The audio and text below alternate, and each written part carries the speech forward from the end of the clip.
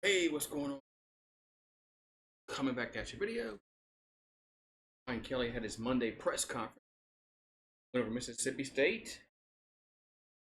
Reviews Arkansas. So let's look, see, coach say.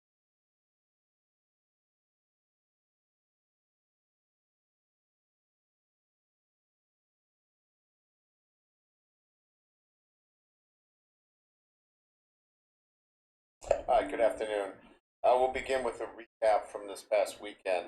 Um, going on the road, playing an 11 a.m. game requires, uh, for our team to think the right way. I thought that they did a good job of thinking right about the trip itself, about how difficult and how early, and instead they thought about it as, great opportunity to be the first game out. Go on the road and play 4 quarters with the competitive edge that they've been looking for in terms of playing for 4 quarters. Um, and there's always that sense of playing early and getting back home. So I thought they did a great job of thinking the right way. And then you have to flip that switch from preparation to performance, and to that you've got to play with this and you've got to have the emotional control, but play with an edge. And, they got off to a fast start, um, played with great effort, enthusiasm, really attention to the details out there, and finish strong. So that's what we're looking for from our football team. That's an identity we want to create every week, and certainly one that we. Now it's about building on that and looking for that consistent. Obviously, great performances, as highlighted by Jaden Daniels and Malik Neighbors, SEC co-offensive players of the week. Well, yeah, Malik Neighbors and Jane Daniels both played very, very well, man, past Saturday. Uh, Hopefully they can build upon it and and continue to improve. Schedule's schedule only going to get tougher. You know uh, the play of the two of them, was certainly elite.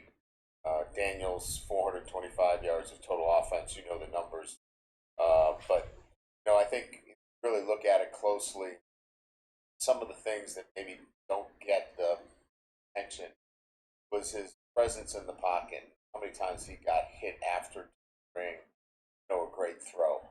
Sometimes we cut it off and see the ball in the air, but don't see the play all the way through. And made some great throws under duress. Those are NFL throws. Some of the ones that he made, not backing down, staying in the pocket, knowing that he was going to get hit, and still delivering the ball with great accuracy. And Neighbors, obviously, his ability to handle any coverage variations.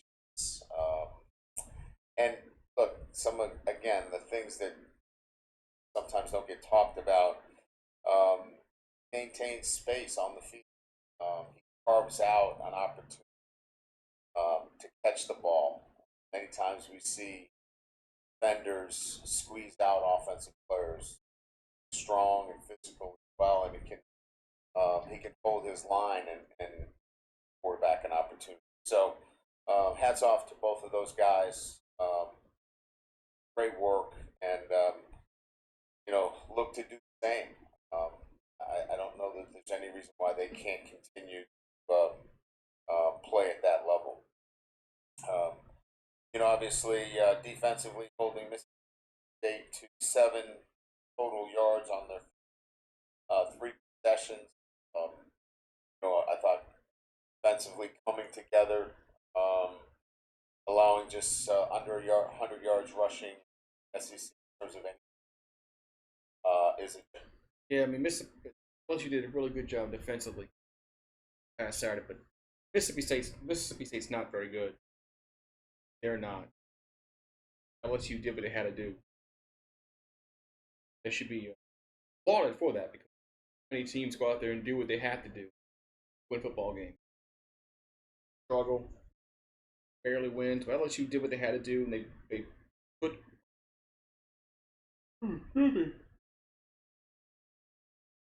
they put Mississippi State away early, and the game was over. Very early in the game.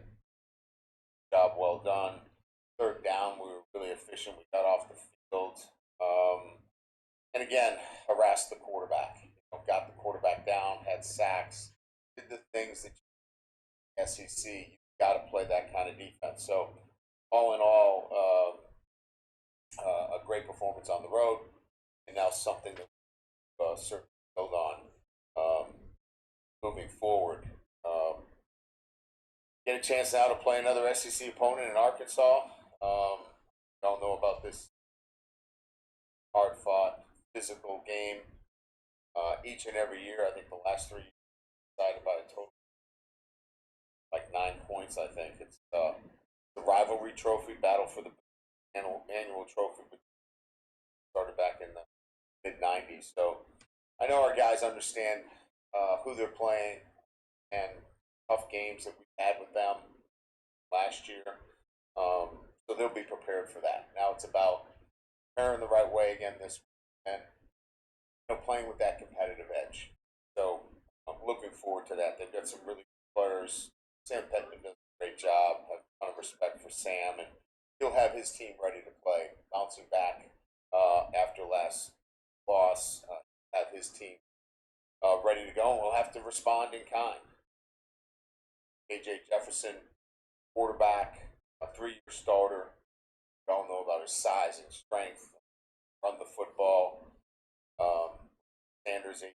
Green, outstanding backs. Armstrong, and the defense. Although a new defensive coordinator, outstanding coordinator coming from Jeff. He's had great success, great pedigree. Kevin Steele at Auburn. So we know we've got our hands full. So certainly looking forward to being in Tiger Stadium Saturday. Take advantage of being there because we won't be back for a little bit. So we'll talk about that and make sure our guys relish the opportunity. Home. We had a couple of guys that did not play. I'll talk about them briefly.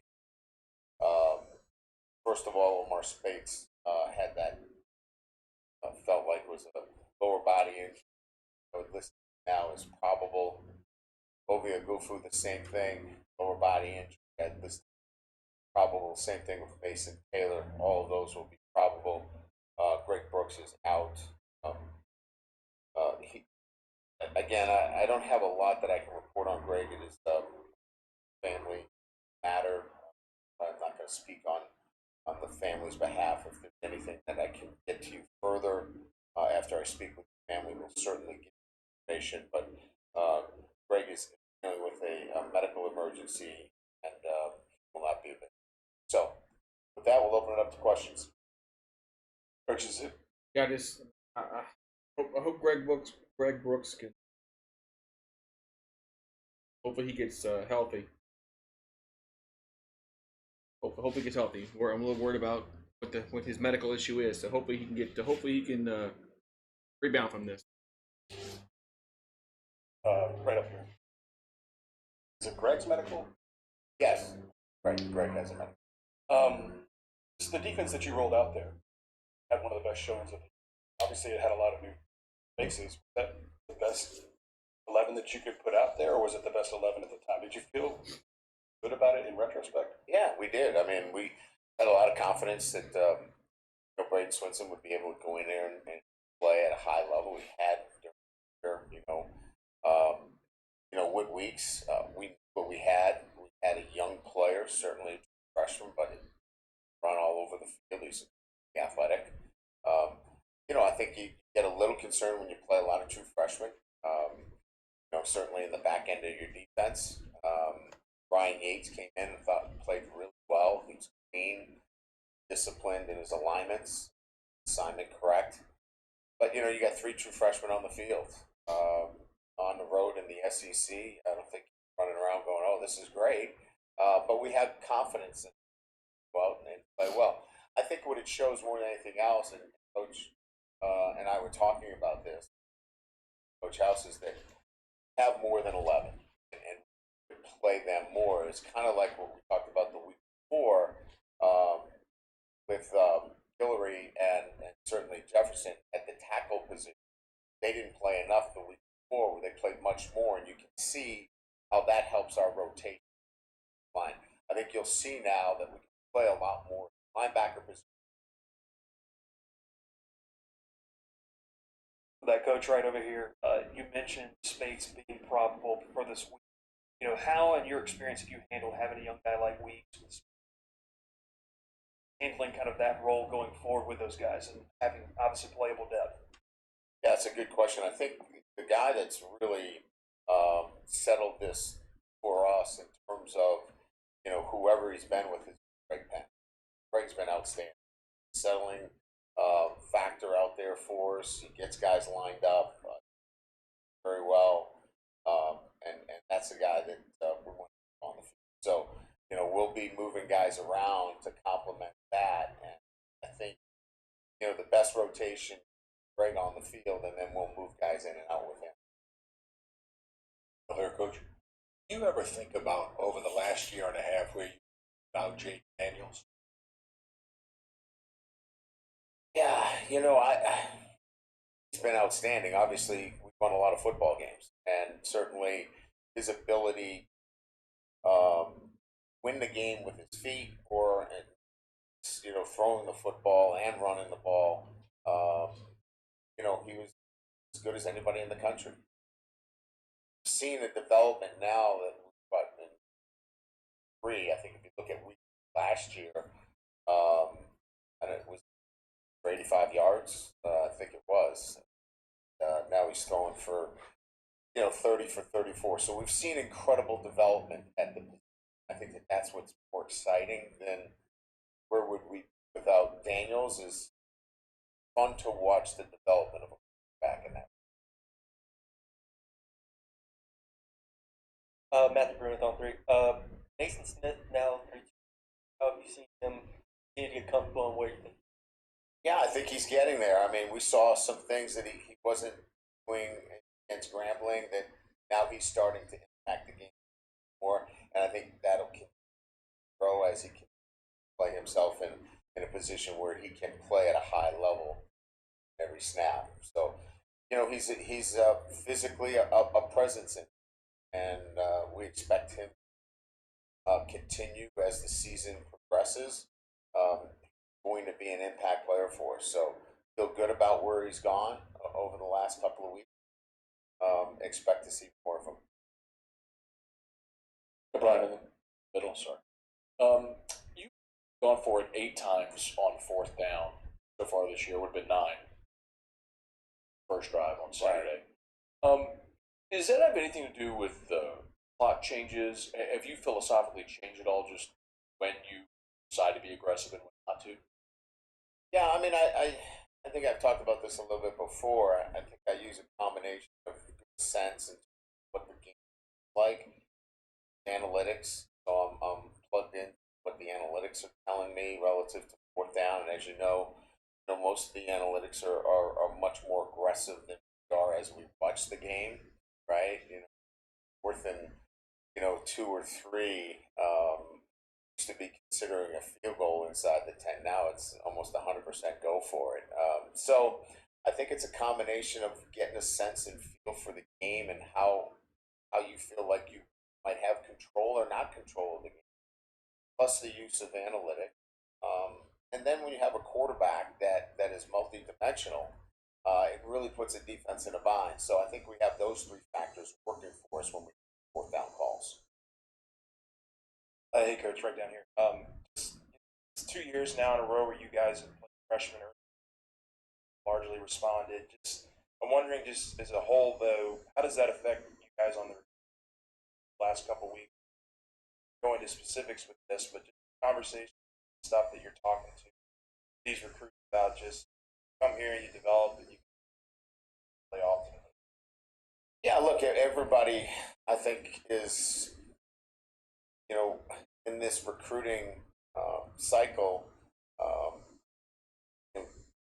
We're recruiting young men that believe and have confidence confidence in themselves that they can play right away. And certainly there are other factors that they consider now in making decisions on where to go, looking at the depth chart and looking at, well, help my NIL. There are other factors now involved in that. So what we can tell them, and this is what I tell them all the time, I'm not afraid to play freshmen, but I'm going to play the best players. And that is a freshman, I'm playing a freshman. If that's a graduate transfer, I'll play a graduate transfer. And I think our track record shows that the best players are going to play. For freshmen, handle it mentally and physically. Ryan, speaking of freshmen, of all the great plays you guys had Saturday, the one that got the most attention in replay was Caleb Jackson running over the safety right in front of your bench. I was kind of curious what went through your mind when that play happened, and we see fans, we see a player who's making a great plays. Do you see the same thing, or you see someone who's still developing, has a lot to learn, or where are you? Yeah, I mean, the obvious answer is a physicality, explosiveness, but a young man that is still learning how to play this game. Remember now, if you look back on his high school, he was not a 4-year player even in high school. So he's learning how to play the game every time he steps on the field. And he's terrific to coach. I mean, the great part about it is he doesn't have much baggage. He's learning a lot about the game as we go along. We're talking to him about some of the rules. Kickoff. If the impetus of the ball goes into the end zone and it hits you, you don't have to take it out. It's a foreign thing. So, just teaching him the game and him learning the game is kind of where we're at with him. But it's easy to see the raw physical ability, but there's so much more than that. That's if you, and I know you did, you watched the game closely, you saw what Diggs, Williams were able to third down protections. It's a very difficult scheme. He was not ready for that. He will get ready for that, but he's just not there yet. Yeah, I understand that Caleb Jackson's a freshman. I still say Diggs and Jackson are our best running backs. It's just my opinion. Coach Savion Jones seemed to really impact the game early. Pressure on the first drive, sack on the second drive. What are you seeing out of him? Just moving better. Here's a bigger guy that's starting to come in size. He put on a lot of weight in the offseason. Good weight, but he's now having to play more football than he's ever played. He's starting to get a sense of how to put himself in a position, handle himself, this role that he has. And I think he's only going to continue to get better. We saw that suddenness. We saw that reaction that we weren't getting early in the year. Teams starting to get easier for him again. I just think he's better. Brett Martel with AP. Do you have examples from throughout your coaching career of teams that maybe didn't do well as expected right out of the gate, but turned out to be quite formidable, that have been instructive to you as you kind of try to figure out what are the remedies for not starting the way you want in the season? Yeah, I mean, I could probably give you a number in 32 years of doing this. The specifics I'd have to take some time to think about. But I think that unless your team is ready-made, and I made it pretty clear with 14 transfers on a freshman that we're going to have to play, that's a red flag. I mean, if you're really looking at it carefully, that's going to require that's going to require to really understand that there's going to have to be some movement in terms of changing direction along the way. We were able to do that, I think, and I think we're finding the formula for this team. But I think that, most teams that I've had, there haven't been as many that are just add water and just go. They all require a little bit of changing the formula as the season goes along to get the right mix. Competitive edge was a phrase that we used a lot after we. This was the first game that I think I saw LSU push first. How much of that was a point of emphasis, that toughness, I guess, out of your team, and kind of taking it to the other early? Yeah, I mean, I think clearly, we're looking for gentlemen off the field, but not gentlemen on the field. And I would say that going back to what's the right mix, I want tough guys on the field that play the game the right way. I don't want to be a team that's penalized and hurt our team, but we want guys that have a toughness to them. And off the field, we want gentlemen. Might have played like gentlemen both on the field and off the field. That's not who we are, and I'm trying to find that identity. I think we're getting close to it. KJ Jefferson is a guy that's obviously been starting for you, for Arkansas. Just your evaluation of him and notice any with development. Well, I think it's like any other quarterback, right? I mean, when you get into the final year and feel like this is your year, want well, and I think he's certainly feels like this is his year to showcase himself. So, I thought maybe if you look at the last quarters, he's trying to make plays, but he's got a lot of new players around him as well. So it's not all about him.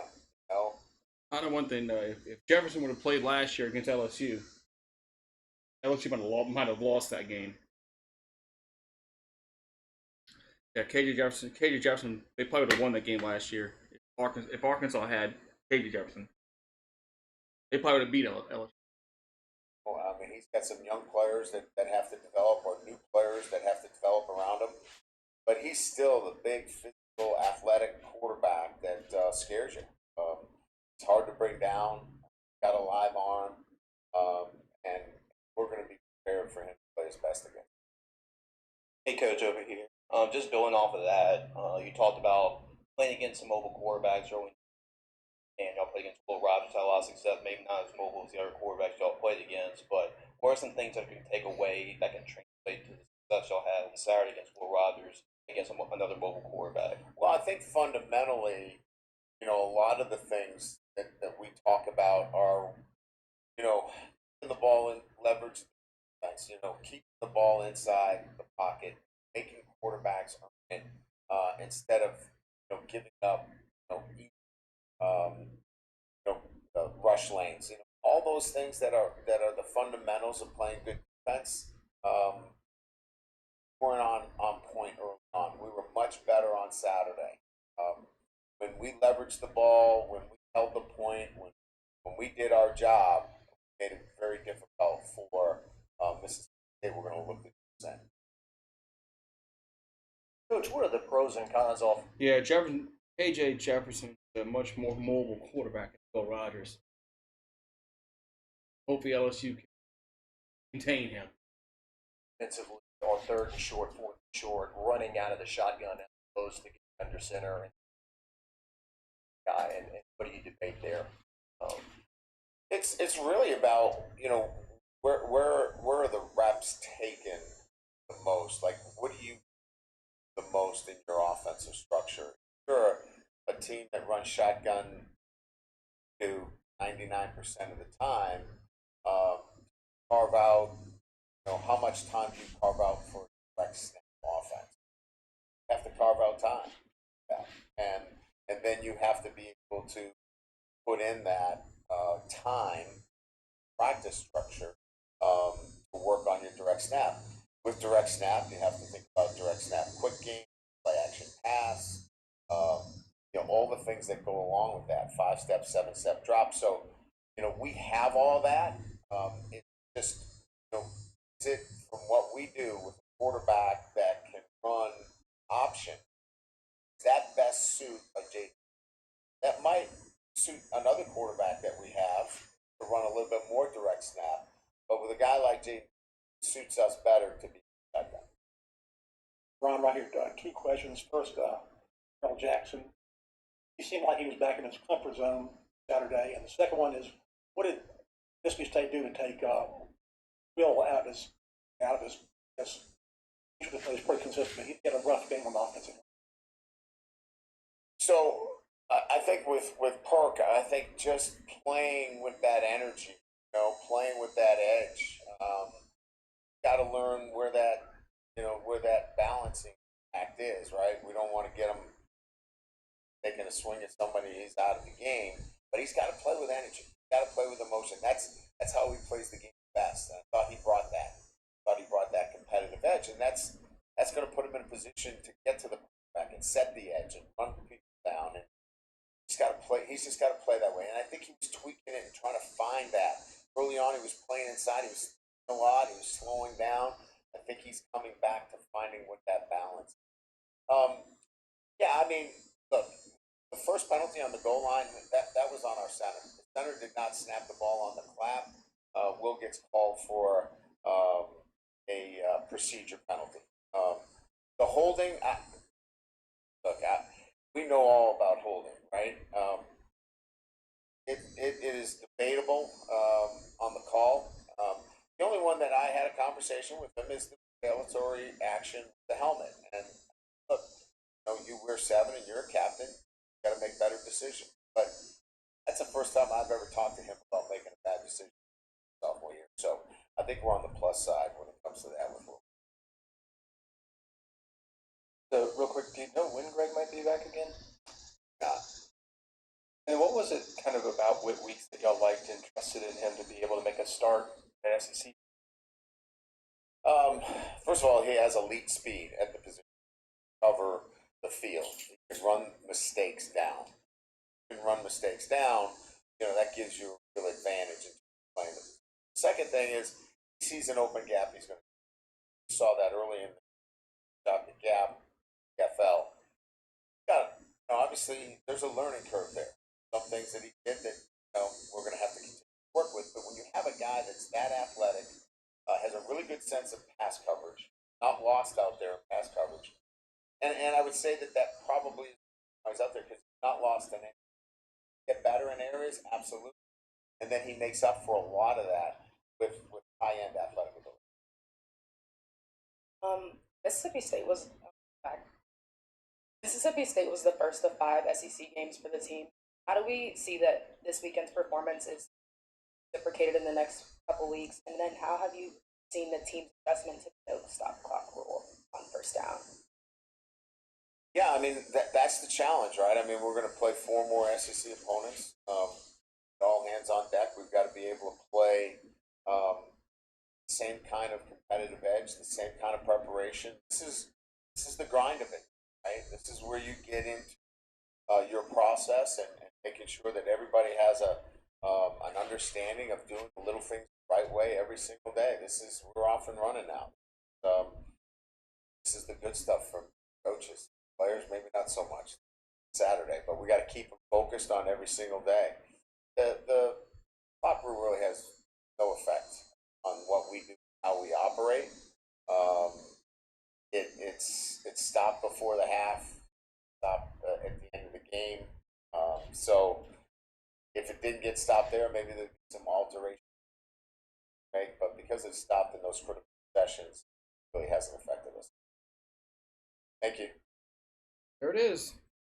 Brian Kelly's Monday press conference. Let me know what you guys think in the comment section. I'll see you guys next time. Tigers.